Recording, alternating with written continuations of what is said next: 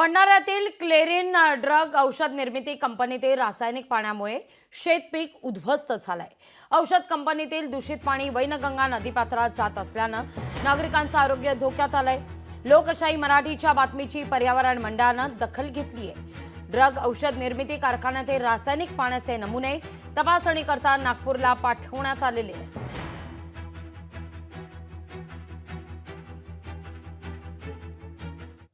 प्रदूषण मंडळाचे अधिकारी आज क्लेरिन ड्रग्स कंपनीच्या परिसरात येऊन त्यांनी पाहणी केली आणि या शेतकऱ्यांच्या ज्या तक्रारी होत्या धानपीक उद्ध्वस्त होत असल्याची बाब आणि वैनगंगा नदीपात्रात जात असलेला क्लेरिन ड्रग्सचा सांडपाणी या संदर्भात आज अधिकाऱ्यांनी केलेल्या तक्रारीची दखल घेऊन त्यांनी पाहणी केली आणि आज पाण्याचे सॅम्पल तपासणी करण्यासाठी त्यांनी नागपूरला घेऊन गेलेले आहेत। याच्यावर लवकरच कारवाई करण्यात येईल असं आश्वासन प्रदूषण नियंत्रण मंडळाच्या बोर्डच्या अधिकाऱ्यांनी मनोज वटाने सर आणि हे आपले जे आहेत पुसतकर सर, किशोर पुसतकर सर यांनी आम्हाला आश्वासन दिलं। यावेळी सगळे शेतकरी उपस्थित होते।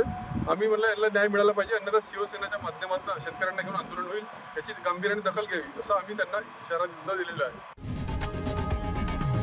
लोकशाही मराठी ऐका, पहा, जागरूक रहा।